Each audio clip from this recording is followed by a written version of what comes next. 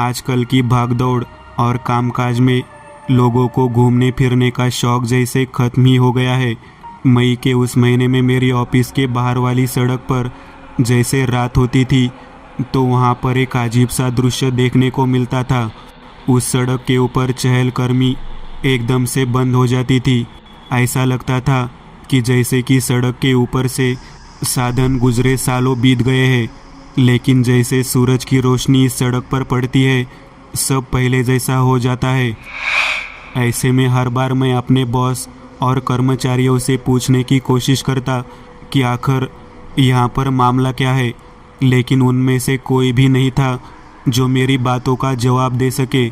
लेकिन अब मेरे दिमाग में एक चूल मचने लगी। मैं किसी भी हालत में जानना चाहता था। दोस्तों, एक रात की बात है जब मेरे बॉस और मेरी बाकी कर्मचारी ऑफिस से निकल चुके थे। उस रात मैं और मेरा नया दोस्त लक्ष्मीकांत, हम दोनों ऑफिस में थोड़ा काम कर रहे थे।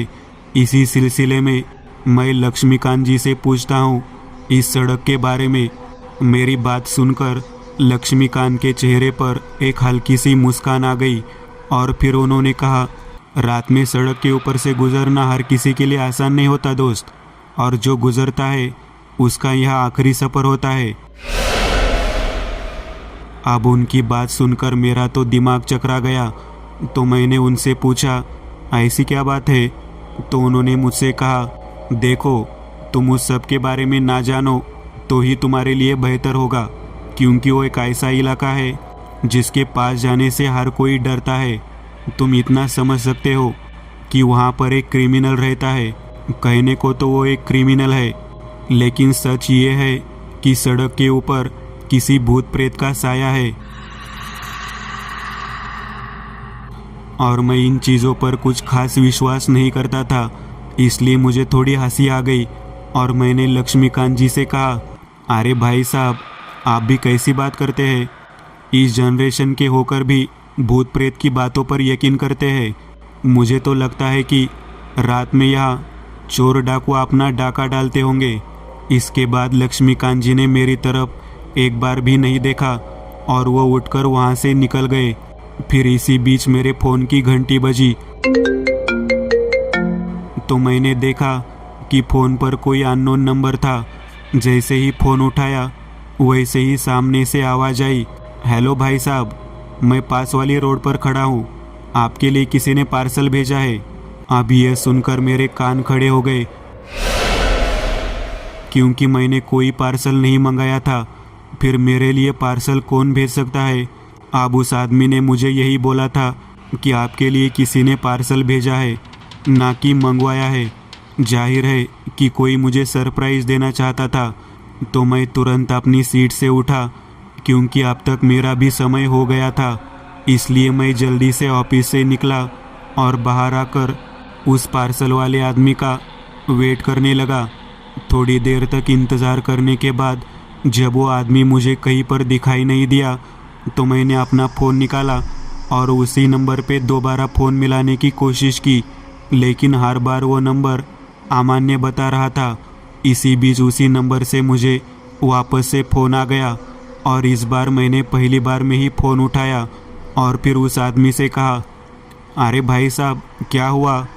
तो उसने मुझे बताया कि उसकी बाइक ख़राब हो गई है। मैंने सोचा कि मैं किसी मैकेनिक को फ़ोन कर देता हूँ, लेकिन तभी उस आदमी ने बताया कि वह अपनी बाइक को रिपेयर तो कर सकता है, लेकिन उसे कोई साथ देने वाला चाहिए, यानी कि काम में हाथ बटाने वाला।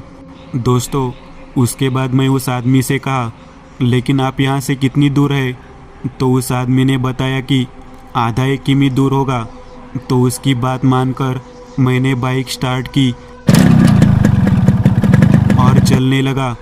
थोड़ी देर तक सफ़र करने के बाद मैं ठीक उसी रास्ते के 2 किमी के सफ़र को अंजाम दे चुका था, लेकिन अभी भी मुझे उस आदमी का कोई नामो निशान नज़र नहीं आया। फिर बीच में ही मैंने अपनी बाइक को एक जगह पर रोक लिया और दोबारा उसको कॉल करने की कोशिश करने लगा कि तभी मुझे ऐसा लगा कि मुझे सामने कोई दिखाई दे रहा है और बाइक की भी हल्की हल्की रोशनी से मुझे वो नज़र तो आ रहा था, लेकिन ज़्यादा दूर होने की वजह से वह मुझे हल्का हल्का दिखाई दे रहा था। मुझे लगा कि शायद ये वही आदमी था जिसने मुझे कॉल की थी। जैसे पीछे घूमते हुए देखा तो मैंने पाया तो वहाँ पर लाल कपड़े पहने कोई आदमी था जिसकी लंबी कद काटी थी और उसका शरीर दिखने में बहुत हट्टा कट्टा था।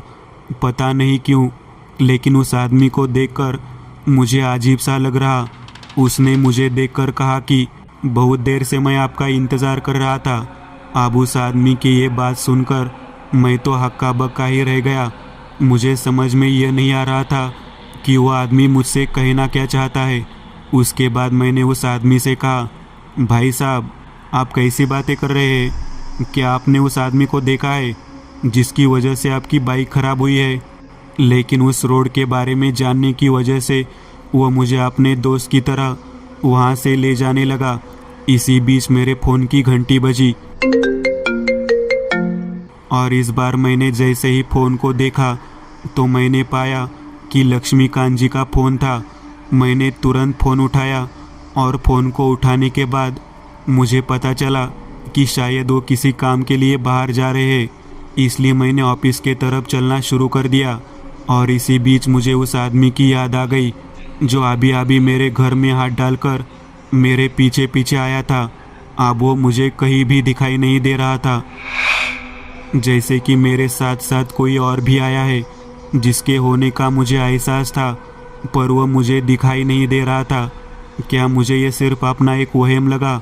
और जैसे ही मैं ऑफिस के पास पहुंचा तो मैंने देखा कि लक्ष्मीकांत जी के ही करीबी व्यक्ति ने मुझे आवाज़ लगाई और कहा, अच्छा हुआ कि तुम वहाँ से लौट आए।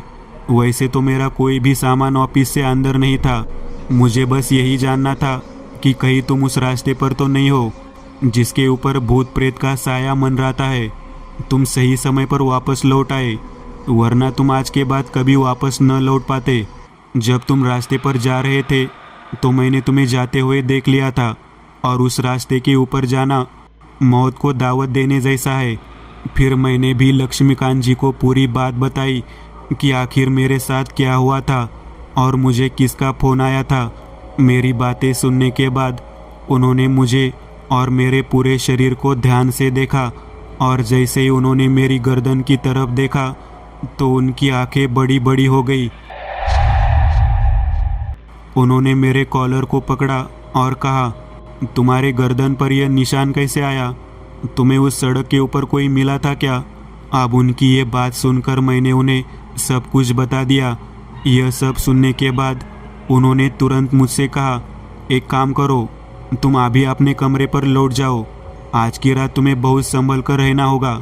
अगर मैं भी तुम्हारे आसपास रहा तो तुम्हारे साथ मैं भी मारा जाऊंगा। इससे बेहतर होगा कि तुम अपने आप को सुरक्षित रखो। इतना कहने के बाद वह चले गए।